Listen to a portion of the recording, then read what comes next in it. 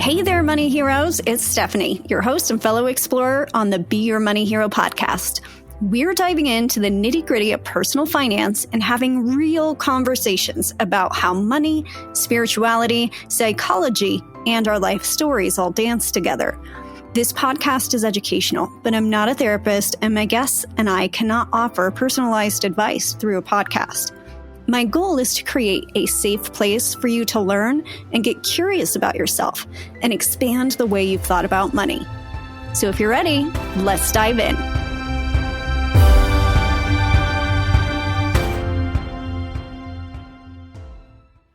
Today we have Amanda Arrick with us. She is a licensed financial professional who's passionate about educating her community around money and being a resource in helping them reach their financial goals.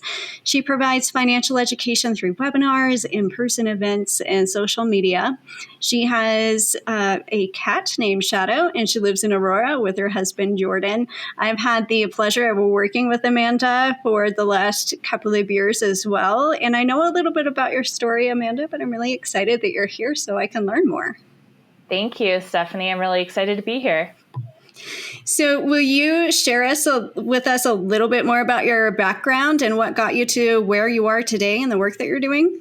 Yeah, absolutely. So I was a science nerd all throughout school. I really loved, biology classes, chemistry, all of that stuff. So when I went to college and was looking for my major, what I wanted to do, I decided that something science-based would, really go with what I was enjoying. So I got a biology degree and kind of fell into clinical research. So I got a job at a cancer center in Tampa and was fortunate enough to work there for 6 years doing all sorts of really cool things with like tissue specimens and freezing and all of this other stuff. It was really, really fun. And then I just continued my career in clinical research, working at USF for a few years, working on diabetes clinical trials. And then when I moved to Colorado,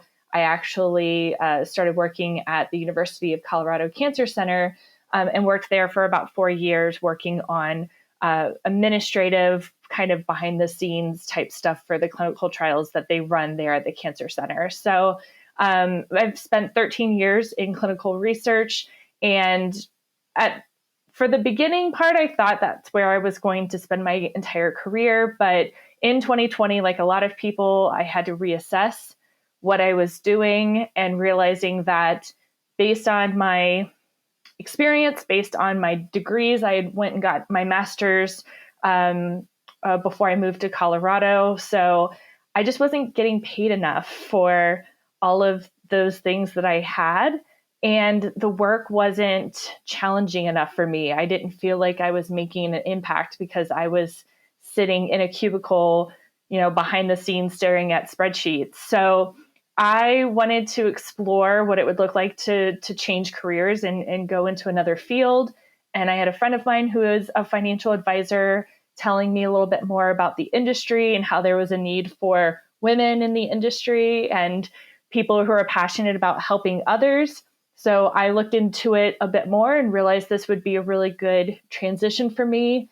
I actually started out part-time for a year, so I kind of tested it out while I was getting trained and licensed. And then after a year, I knew this is where I wanted my career to go. So I started part-time 2 years ago, or started full-time 2 years ago. Were there things that had happened kind of in your personal life too, behind the scenes, that kind of drew you to helping people with money?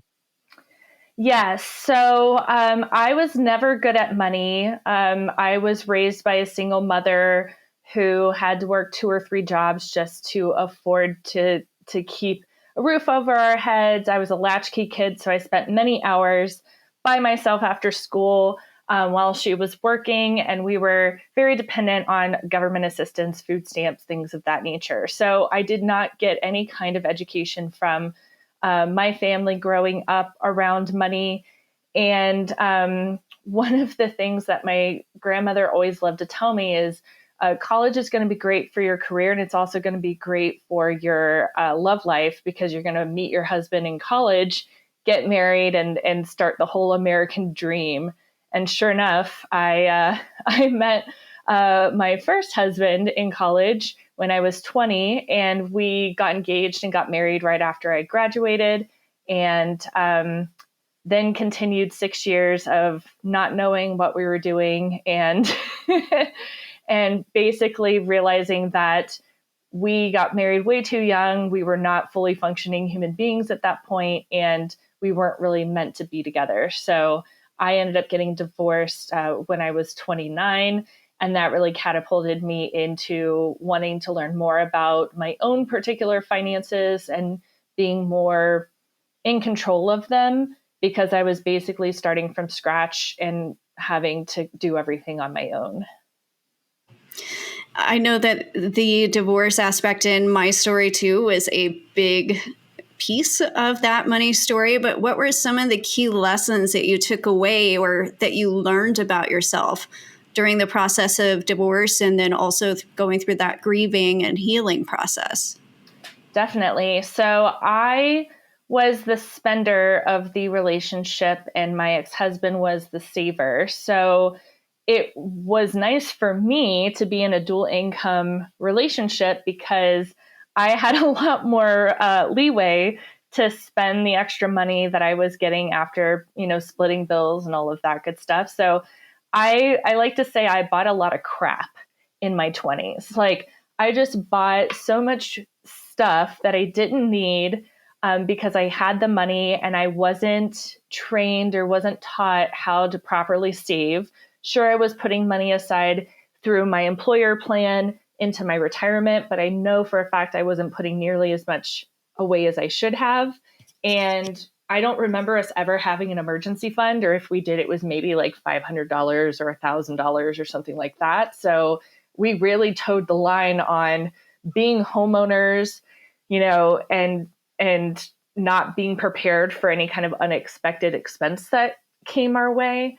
So I just spent that money. And when I got divorced, obviously now that I'm on my own and having to navigate a single income household, I realized not only do I have to make sure I make enough to cover all of my bills, but saving is going to be really important. I have to make sure that I can afford any kind of catastrophe that happens, whether it be a medical bill, vet bill, whatever. But then I also realized as I finally, for the first time, met with a financial advisor, that I wasn't saving enough for retirement. And I, really needed to be looking at my overall financial situation and kind of changing some things.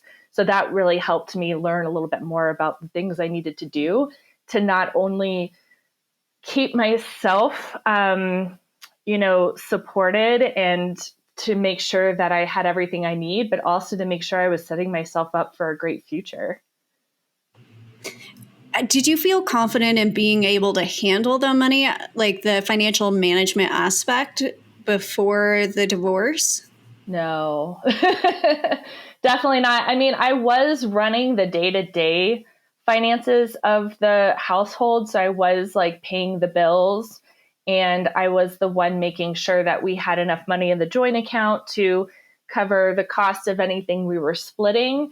So I could handle kind of the budgeting day-to-day stuff, but there was just a lot of other aspects of my finances that I just was not aware of. I remember my ex-husband and I rarely talked about money. It wasn't a basic conversation that we had on a regular basis. It only really came up if we were, planning a trip or making a major purchase or things of that nature. But we did not talk about money. I think one of the things that allowed our relationship to last as long as it did is we came up with a really good method of having our own money, but also making sure we split the bills and put that money in. Because if we were sharing all of our money in one pot, I think we would have got divorced a lot sooner because of my spending habits and the way I wasn't able to really manage money well. Well, money, kids sex, those are usually the big three things that lead to divorce. But it sounds like there were some things that you were doing right through that relationship. What were some of those things? You had mentioned keeping some things separate or having your own pots of money. Will you tell us a little bit more about what you thought went well with that? Yes. So I think early in our relationship, we identified that we had very different spending/saving philosophies. And I, had asked other people, how do you manage your finances in your household within your relationship? And I got kind of both sides. Some people just put everything in a pot and said, we're paying it out of this pot. And then some people did what we ended up doing was we had accounts at the same bank. I had my own checking and savings account. He had his own checking and savings account. And then we had a joint account that we had both of our accounts connected to. So when it was payday, we figured out what bills were due for that next 2 weeks. I said, this is half of that, transfer that money into the joint account. I did the same. All of the bills were basically automatically paid out of that joint account. And then whatever was left over was ours to decide on. We would go to the grocery store and basically split groceries. So we would ask them to run 2 cards. So we would run one debit card and then run the other one. And that's how we split groceries. For eating out, I believe we did a very similar thing where we just split it down the middle with our cards. So everything was very much an equal situation. What wasn't done well was what was left with the money. So I know that my ex-husband took a huge chunk of that and saved that in various retirement accounts. And then he kind of had his own just savings account at the bank that he probably was adding to over time. Whereas, sure, I had a savings account, but there really wasn't much in there. I probably left like $200 in that account for a rainy day or some sort of sinking fund. But whenever I saw what was left over in that bank account, that to me was like, yay, I get to go spend this. I get to go to happy hour with my friends or go shopping or do whatever. And that's my spending money, rather than saying, hey, let me put away some money for savings, and then what's left over is meant for spending. So after you went through that divorce, how did you go about rebuilding your confidence and your financial self-worth after the divorce? It was very hard. I had never lived on my own before until after I got divorced. So I went from living with my grandparents, moving and going to college and having roommates in every year of college that I attended. And then my last year of college, moving in with my ex-husband while we were engaged, and then living together until the divorce. So the thought of living on my own was absolutely terrifying. My ex-husband and I actually separated in February of the year we got divorced, but we owned a house together. We didn't have any kids. We didn't want to use lawyers. So we figured out, let's just split everything ourselves. Let's put the house on the market, split the whatever we made off of it, and then go our separate ways. So we actually had to live together for another 3 or 4 months while the house was on the market, waiting for it to close before we could finally say, okay, I'm moving into this apartment, you're moving into this apartment. And that was incredibly awkward. We did have a fairly decent sized house. So he basically took over the first floor. I had the second floor to myself. We still had to use the common kitchen, but we basically tried to stay out of each other's way.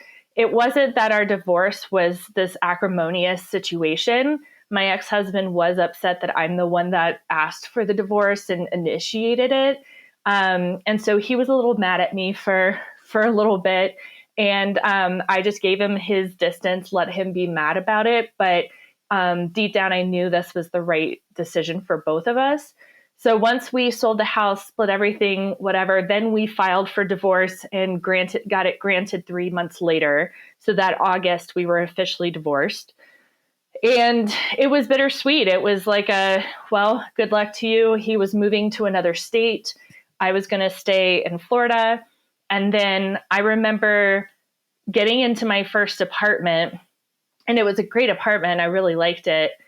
But just like sitting around being like, what do I do now? Like, I just been used to another human being around and having some sort of entertainment or someone to talk to.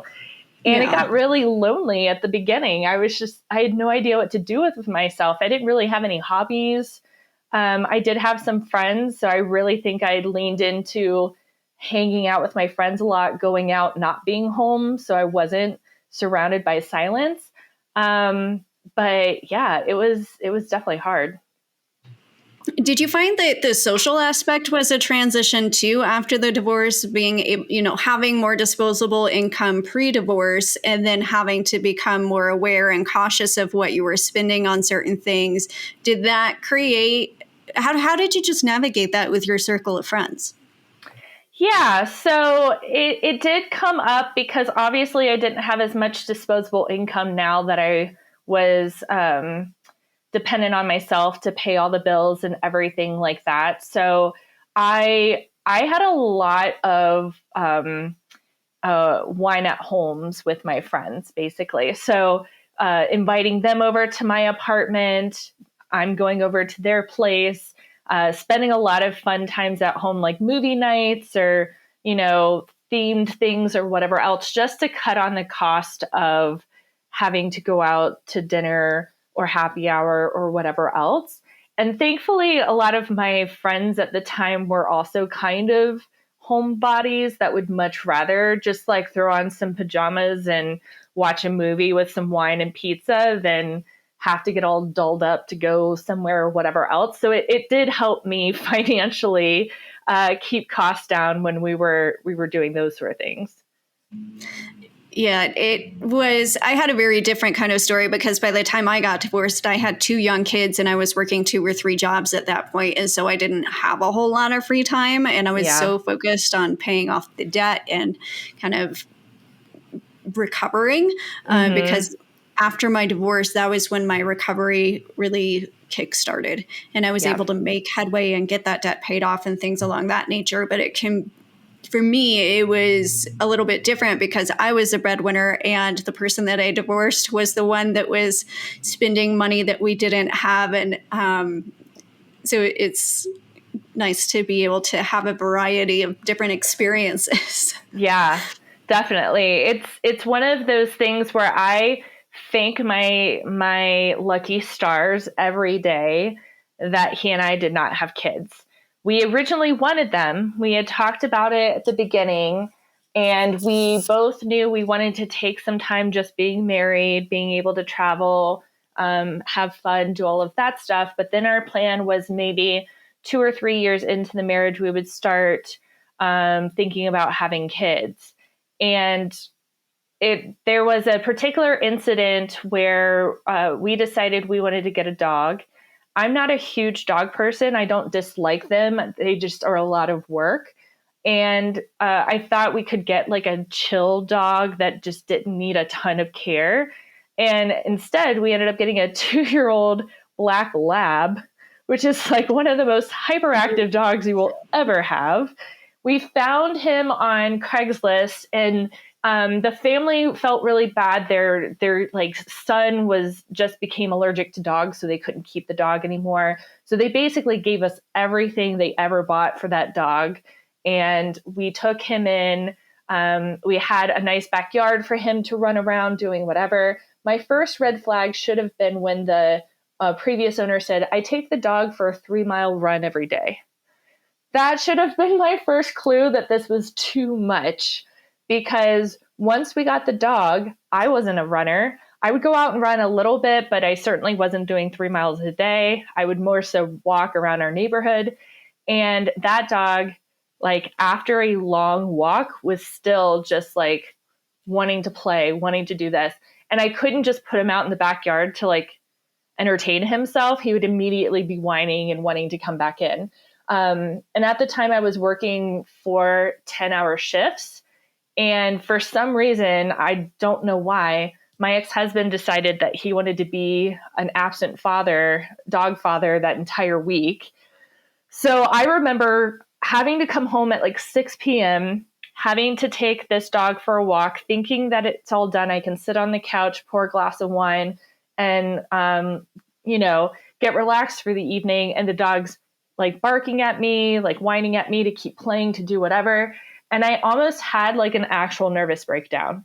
After a week of doing this by myself with my ex-husband not there, I remember calling him while he was at his friend's house. I'm sure they were playing video games or something, and saying, it's me or the dog. I can't do this anymore. Like, this is just not what I signed up for.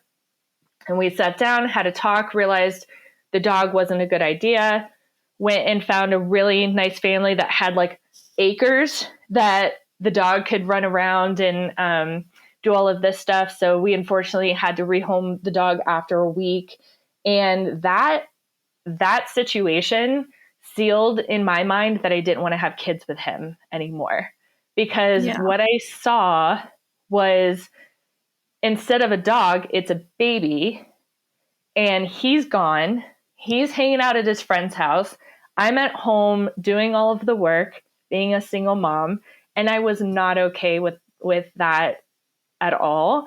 And we already had a very unequal division of chores and household duties anyway. I was doing about 90% of the things around the house, and he was doing about 10. And so that just kind of added on to it. And I was like, this is not going to be a good idea. So I told him one day, I said, look, I'm sorry, I don't want to have kids anymore. And he was really bummed about it. And I think that was the beginning of the end for our marriage. Yeah.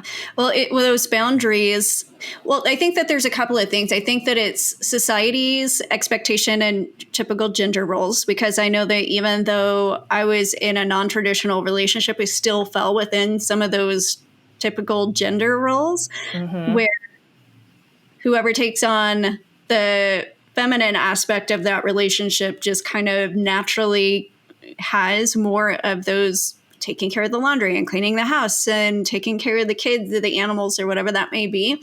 And our intimate relationships especially give us the opportunity to learn so many different valuable lessons. And I know that if I go back and I look at my relationship with my first spouse, I can see a huge transformation in the things that I learned and a lot of painful lessons. And some of those were boundaries. And I imagine that having to share a household with your soon-to-be ex-partner as you're selling the house and all of these other things that you went through, what were some boundaries or other compromises or lessons that you have learned from that relationship that you are able to put into your current relationship? One of them was never date a mama's boy. That was him. And I actually remember, again, red flags. In hindsight is 50-50. His mom, while we were going through all of the preparations for the wedding, I remember her setting me aside and apologizing to me for not properly preparing him for household duties. She did everything for him. And then when he went off to college and started living with roommates, I don't know that he was an equal partner in that house. I mean, from the way that I remember us like meeting and like being over, like no one wanted to clean, no one wanted to do a thing. He would just throw all of his clothes into the laundry, regardless of color or whatever else. And that should have been a clue to me that he had never done anything on his own. He had never been independent. So I realized that at the beginning, it was like, okay, it's fine, whatever else, like we'll figure it out. But 6 years later, and I'm still doing 90% of the work, I was like, no, I can't do this anymore. So to me, it was so important to make sure that someone was independent and knew how to take care of themselves and knew how to share in the household duties. The other thing that I learned was so I knew I didn't want to have kids with him, but I don't know that I had completely crossed kids off just yet. I think when I was single again and started dating, I was somewhat open to having kids or to being a stepmother, because obviously, as I started getting into my 30s as a divorcee, my options got a little bit limited in finding men that didn't already have kids or weren't already married. And I wasn't Right. opposed to that, but it was a very big question I had to ask myself. And then I think I started just running out of time and realizing, like, by the time I find someone and get married or do whatever, like, I'm not going to be able to safely have children anymore or whatever else. So I think I just like said, okay, no kids for me. So then it was important to find someone that also didn't want to have kids and wasn't going to change their mind 10 years later because they can. Because it's very easy for women to say we can't have kids anymore because there are some ages in which you get and it's just not possible anymore. Guys can have kids until they're like 80. And so I was just worried I was going to find another guy that is like, no, no, no, I don't want kids. And then he turns 45 and it's like, maybe I want kids. I don't know. So I kind of learned that about myself. And then just financially, I realized that I couldn't just be spending on crap anymore. I couldn't be the spender that I was before. I had more responsibilities. I had to be smart with my money. So I think seeking out a financial advisor was huge for me. I walked away from the marriage with some money from the house and all of this other stuff and no idea what to do with it. And I had asked some friends who they used and met with one of them and basically said, yeah, here's some money that I got out of this divorce. What do you recommend I put this in? And smartly, he said, well, you need an emergency fund. So let's throw this much money into an emergency fund. And then what you have left over, let's open you up a Roth IRA, because I did not have a Roth IRA at that point. And he said, let's go ahead and max fund that Roth IRA for the year. And then the leftover money you can use for whatever, you know. So he started helping me determine what my financial priorities were, what I needed to maintain, and the kind of habits I needed to start developing so that I could not only like better save for the short term, but also build up my long-term savings. And divorce is a really good opportunity for us to almost start with a clean slate, because through the divorce, everything that we've had before is kind of just crumbled. Yeah. And from that rubble, we're able to build whatever it is that we want to rebuild. And so it's a great point to take a look at where you are now, how you feel about that, and where you want to go from that position. And I think that based on those two things, where you're at and where you want to go, then you're able to put a roadmap in place to figure out what steps you need to take to get there. And it's different for everybody, because I compare it to taking a road trip, right? Or a vacation. If you want to go camping in Yellowstone, it's a very different set of directions than if you want to go to Paris.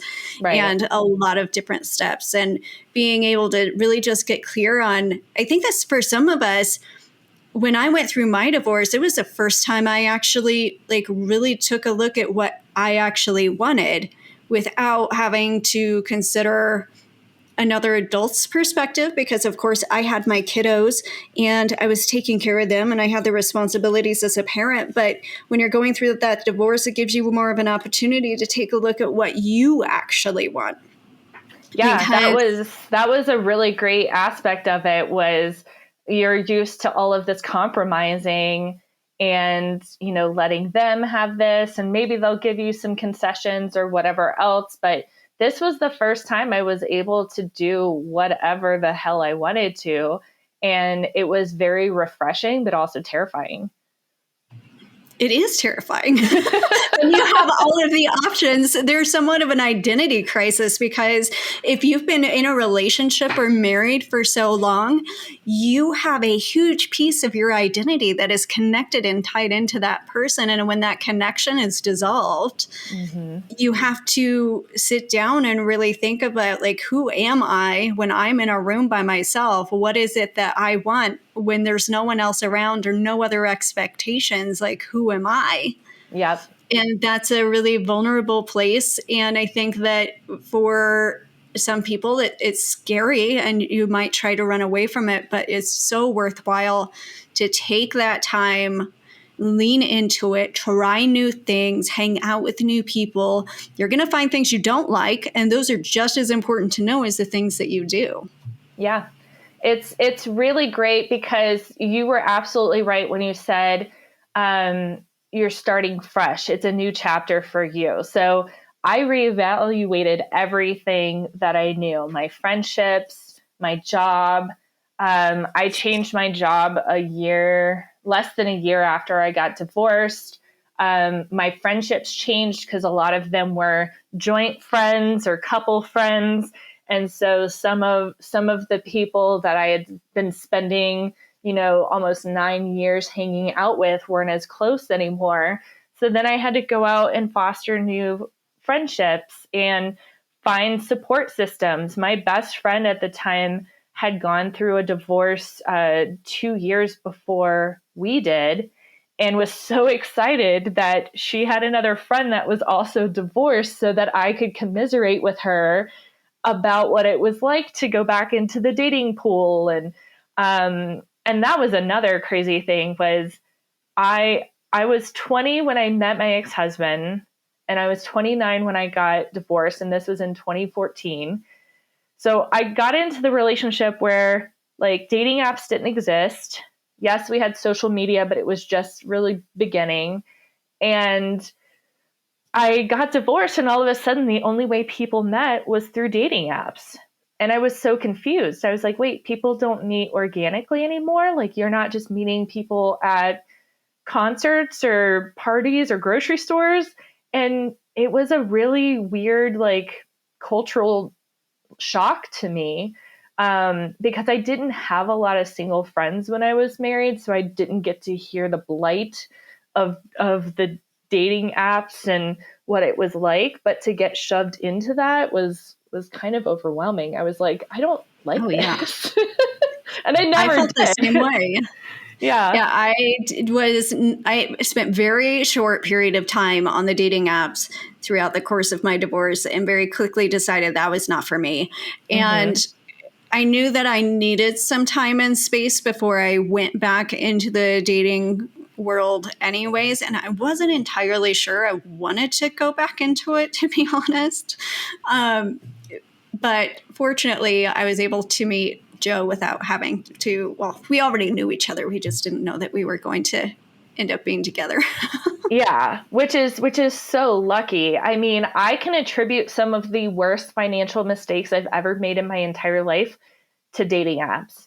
And it's because I met some really terrible guys on dating apps after I got divorced, who took full on advantage of me being this vulnerable, newly divorced person, and used me for my money, and, like, drained my accounts and stole my stuff. And, like, I co-signed on a car loan with one of them. And then that came back to bite me in the butt 3 years later when my credit score dropped 125 points. And, like, I had an ex-boyfriend pawn my stuff, and I had to get his mom to go back and buy my stuff back, because I had gone on a work trip and he had access to my place and went and got all of my designer bags, my jewelry, everything else, and then pawned it. And I'm just like, this is what dating's like after divorce. I don't want it. Like, I went through very hard, I would say 3 years, like the 3 years after my divorce. I did get into relationships too soon. I'm very, very aware of that. I was not, as I mentioned, I was not used to being alone. I didn't like the feeling of it. I was missing the companionship of having another human being there to talk to do things with. And I think I threw myself into the dating pool too early and, unfortunately attracted people that were attracted to people that were manipulated easily and vulnerable and all this other stuff. But all of those things were lessons that I learned that like I wouldn't be where I was now had I not gone through them. But I also try to use these examples to teach people not to do these things. You know what I mean? Like a friend of mine have a weekly like money chat that we do on Facebook and LinkedIn. And we just had an episode that we recorded talking about our financial mistakes. And I'm like, if I can use my platform and my experiences of all the different things that I've done wrong leading up to now and warn people not to repeat my mistakes, that is a way in which I can help people not have their credit score drop 125 points or not be in a financially abusive relationship or, any of those other things I've experienced. So it sucked to go through those, but I know at the end of the day, there was a reason for it and a lesson to be learned from it. Yeah, and I want to break that down a little bit because you've shared that story about what happened with the car with me, but will you share the details of what happened? Yeah, it's pretty wild. So I was in a relationship with a guy, and about 3 or 4 months into the relationship, his car broke down and it was completely totaled, couldn't get it fixed, so he was without a car. So I started driving him around. I was his chauffeur, which wasn't easy because we didn't even live that close to each other. He lived an hour and a half from me. And so there was just a lot of driving him around, wearing on me. I wasn't into it. And so finally I was like, why don't you look into getting a car? Like, I know that you don't have like a ton of money. Your credit probably isn't the greatest, but let's go to some dealerships and see what happens. And so we go to these dealerships and they're running the numbers and they're like, oh yeah, he can't afford to get a car on his own with his credit, whatever else. But if you go on this car loan with him, he'll be able to get it. Well, I knew nothing about car loans and co-signing or any of that. I was never taught what that meant. In my mind, I just thought, oh, if I put my name on this, I can remove it at any time and he's on his own. So I said, sure, I'll co-sign. Why not? Co-sign on a brand new car. And we dated for probably another 6 months after that. And then we broke up.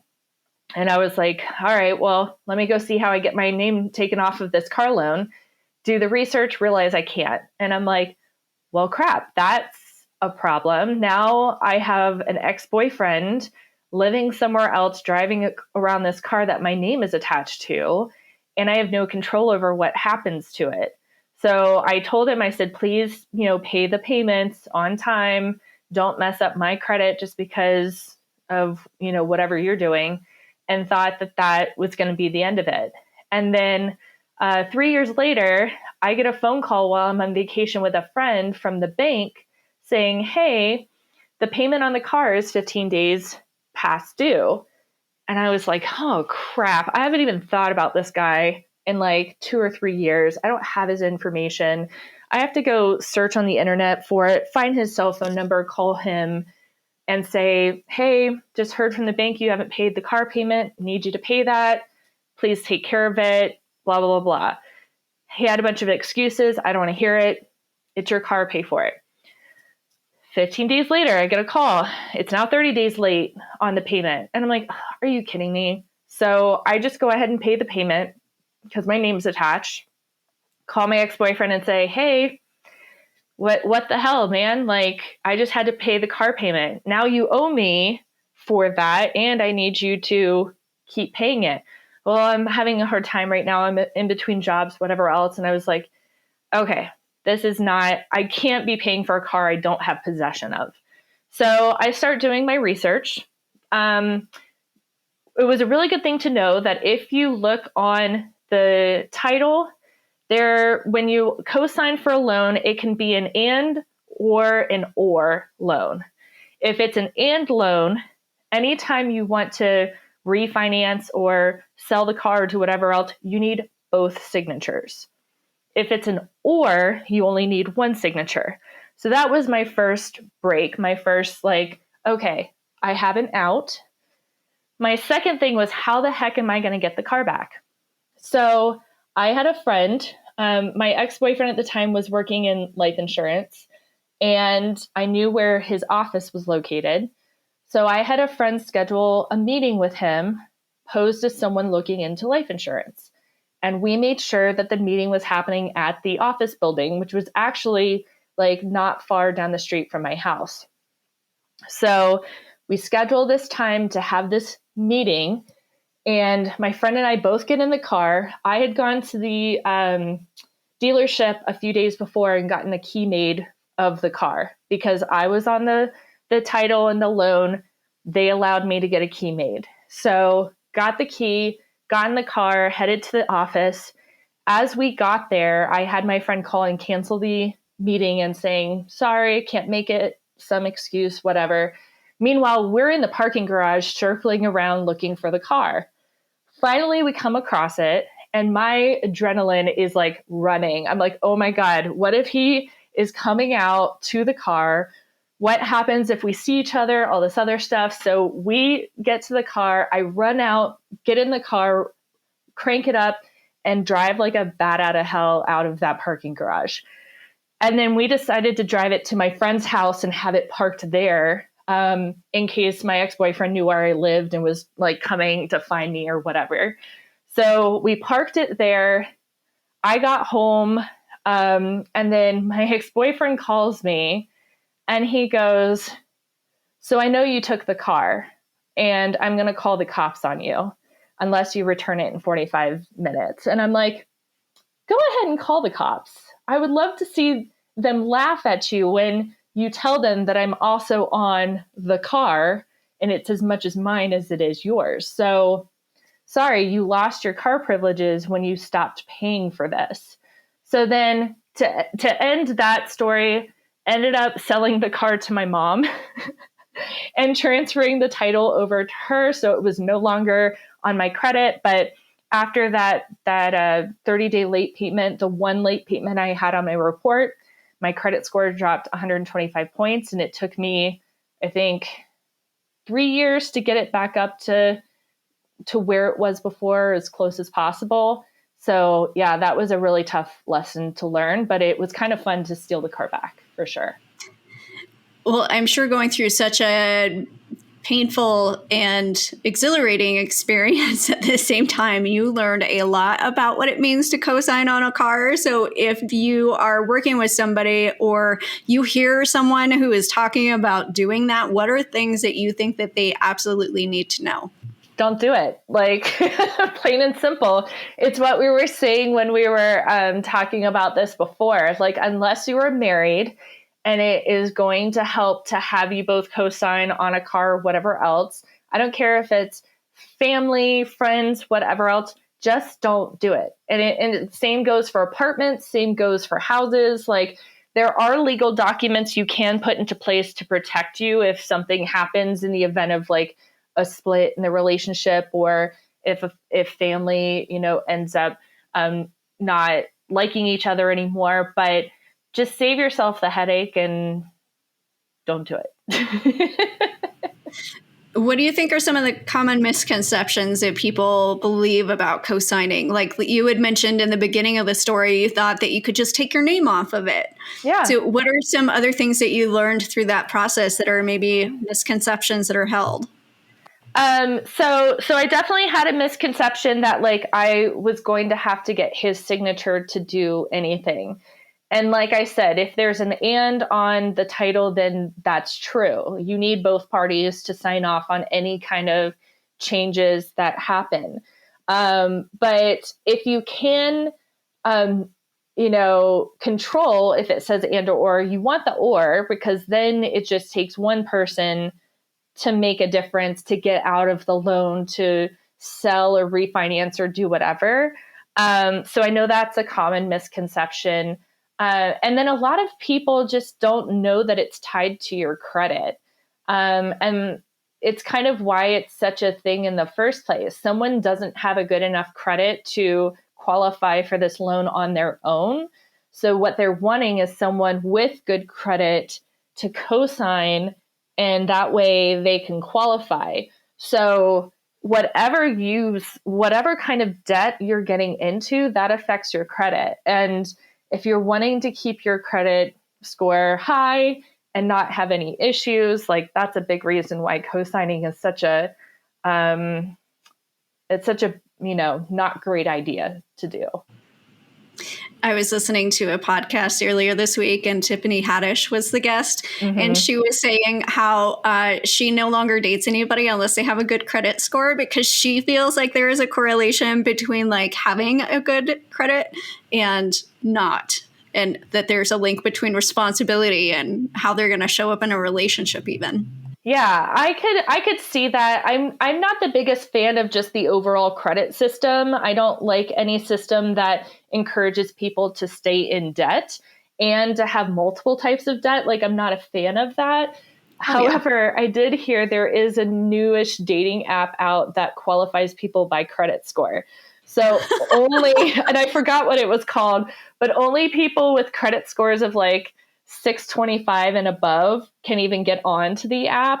And then I think like your credit score or a variation of it is on your profile. So when people are like looking for people to date, you could be like, oh, this guy has a 780. That's very attractive. Let's have a conversation. That's hilarious.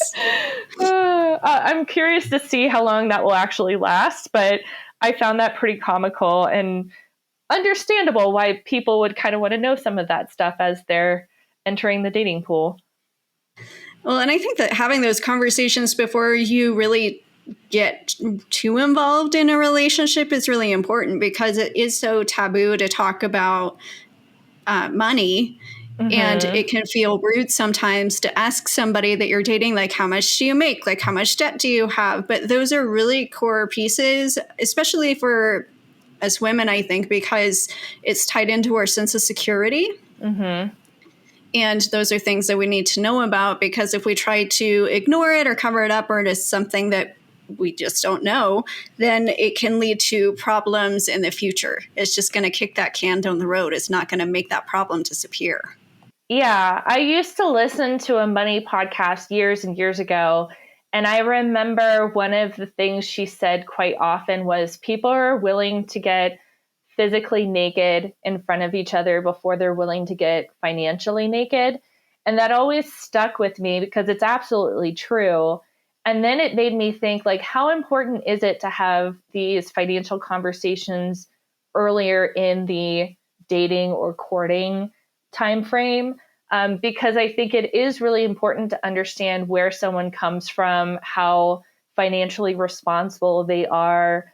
And certainly before you get engaged or start doing anything, getting married, like, you want to make sure you're on the same page with a lot of those things, but then making sure that you're continuing to have those conversations well into marriage and having consistent, whether they're money dates or financial meetings, whatever you want to call them, but like actually sitting down and making sure everyone knows what's going on with any debt, any kind of income coming in, savings, all of that stuff, and then just being on the same page.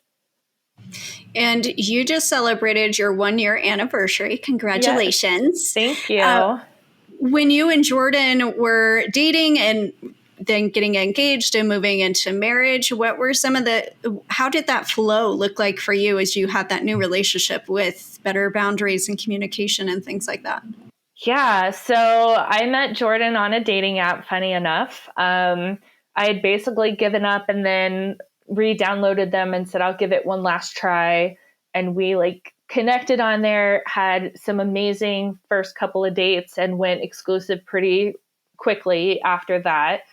And something that I noticed being older, dating someone just a few years older than me, was that how adult we were. Like, Jordan had been on his own for years. He owned his own townhome. He was very much independent, taking care of himself. So that was very attractive to me, because that was the opposite of what my ex-husband was like, yes, I can be with someone who knows how to cook, who knows how to clean, and is helpful around the house and whatever else, but is also just like a grown ass man. And that was another thing it was hard to find here, was that there's just not a lot of those in Colorado. So it was very hard to like swim through the dating pool and not find Peter Pans everywhere. So when I found like this independent grown ass man, I was like, yes, that's exactly what I'm looking for. But yes, it was important to us, especially as I was starting to get into the financial industry when we were first dating, that we have those conversations and that we shared our financial goals. How do we want to retire? How do we want to live our life since we're not planning to have kids? Even if it was just like 6 months into the relationship, I think it's important to have those conversations because you just never know.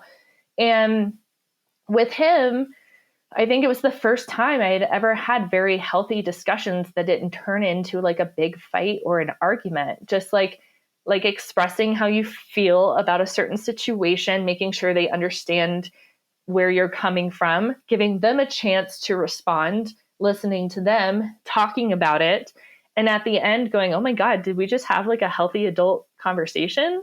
Like that was so nice. Like I've been in screaming matches. I've been belittled and yelled at and whatever else. So to not have that situation happen was absolutely refreshing. But yeah, it just felt really great to find someone that I felt was as mature and responsible as I was and wanted the same things out of life. And so that's what really brought us together. And yeah, I can't believe it's been a year since we got married. We got married on Star Wars Day. So that's fantastic. So are there things that you both do as far as the handling of your money that you did differently in your first marriage? So we do still keep separate accounts and have a joint account. That part I very much liked about what I did before. So I wanted to keep that same situation going. Definitely more responsible about what to do with that money now and not just spending it on stuff.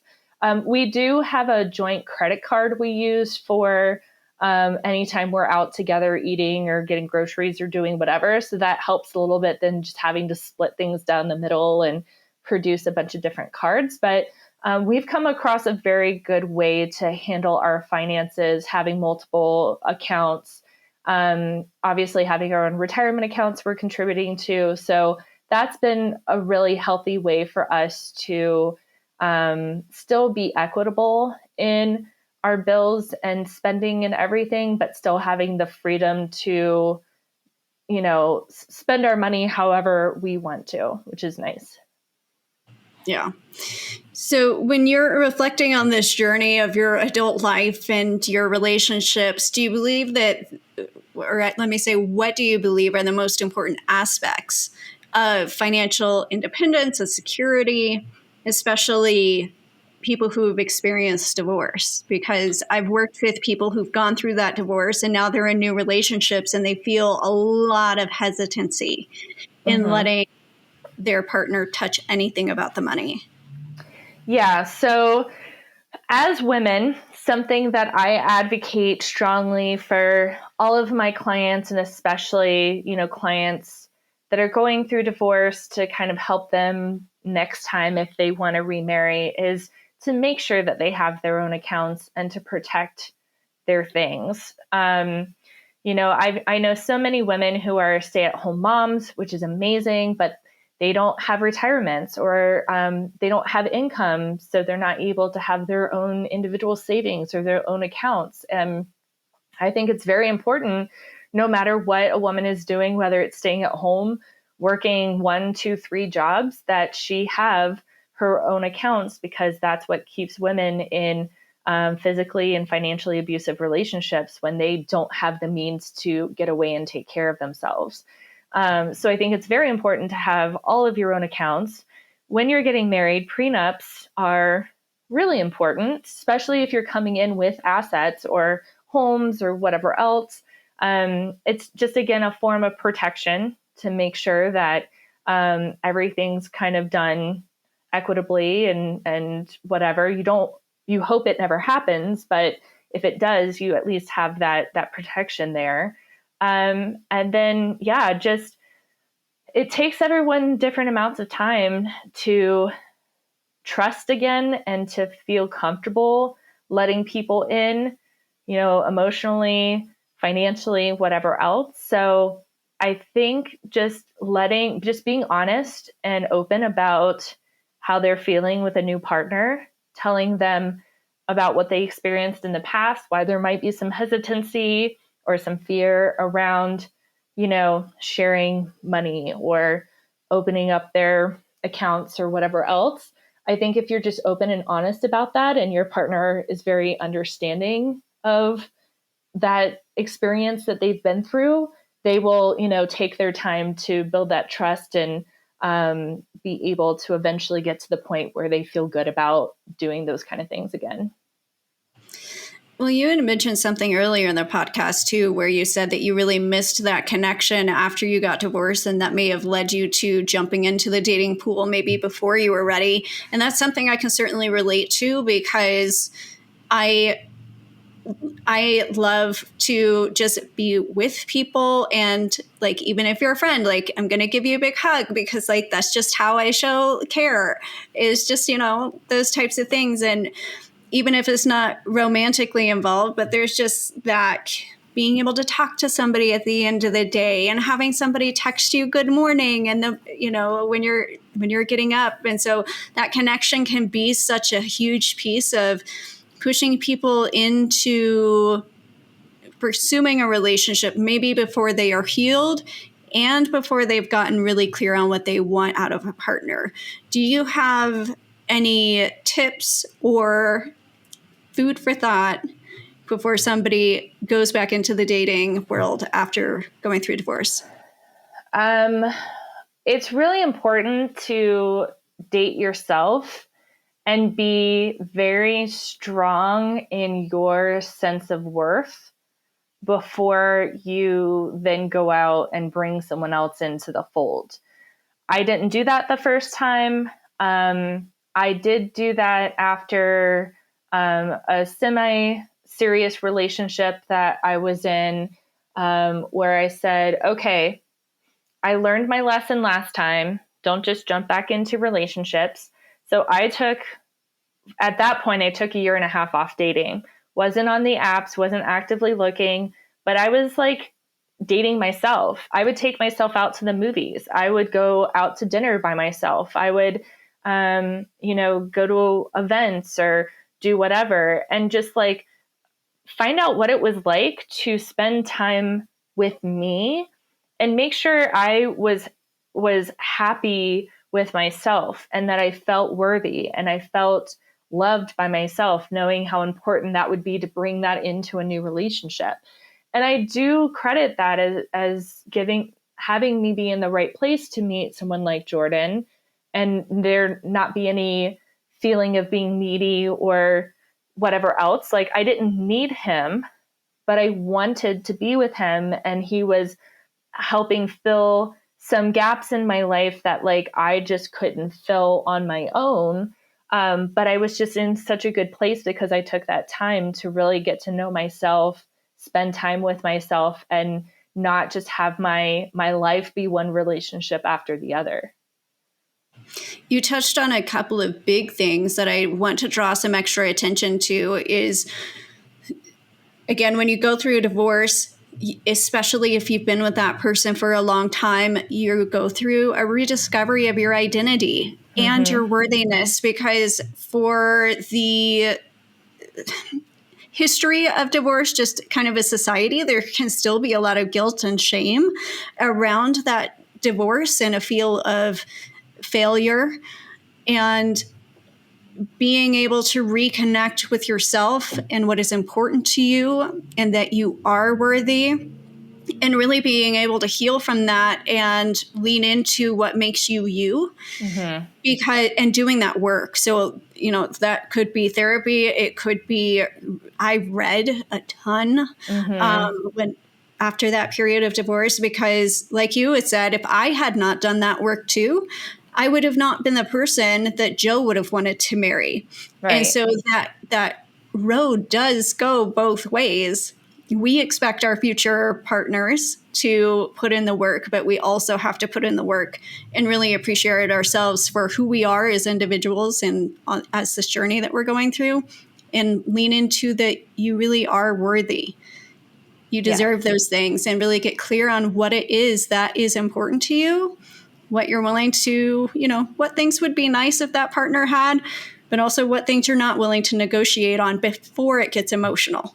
Yes, absolutely. And I'm glad you brought up therapy, because I didn't mention that before, but therapy was a huge part of the discovery of myself after my divorce and well into, the time until I, met Jordan. I definitely leaned on therapy to grieve the loss of my marriage, to discover who I was as a person, because I identified myself as my marriage as a wife and not as myself. And it's very easy for people to do that. So it helped to work with a therapist to be like, who are you as a person? What are the things you want? What are the things you hope to accomplish in your life? What are your desires?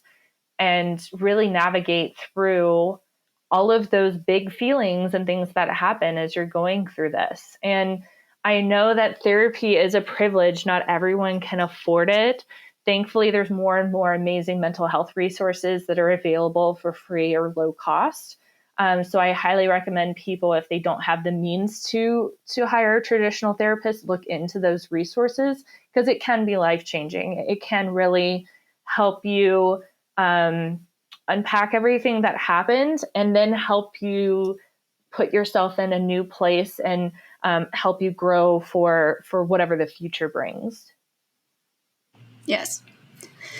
So we're going to move into some closing questions. Is there anything else that you would like to leave our audience with before we move into the closing questions? I don't think so. Okay. So first of all, where can people find you if they want to connect? So I am across all the social medias. So on Instagram, I'm at Financially Successful. The same on TikTok at Financially Successful, although I'm an elder millennial, so I don't TikTok like the kids do. I'm also on Facebook. I have a Financially Successful and Savvy page there. And then LinkedIn, I'm there under Amanda Arrick. So you can find me across all of those social medias. Perfect. And what does abundance mean to you? Abundance to me means having more than enough, and not just in a financial sense. There can be an abundance of love and joy and physical things, but abundance is like this beautiful energy space to where you're open to receiving more than you dreamed, and being in that place of just like having everything you wanted. And what's some of the best advice you've ever received? I would think some of the best advice I've ever received is really to just take time to love yourself, and take time for yourself. A lot of people are used to giving themselves away, whether it's parents to children, whether it's partner to partner at work. Maybe you're giving yourself away to your clients or your coworkers, and you can't be your best, fullest self if you're not taking care of yourself and keeping some of you for yourself. So I think it's really important to prioritize you. It's just like the airplane, you got to put your oxygen mask on before you put it on your kid. It's the same thing. Like, if you want to show up as your best self, you got to make sure you're taking care of yourself. Yes.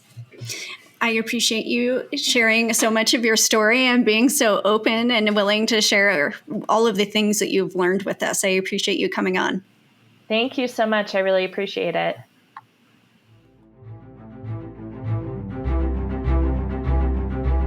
As we wrap up this episode of Be Your Money Hero, remember that your financial journey is a path of self-discovery. If you have questions that you would like answered on the show, please submit them to info@beyourmoneyhero.com.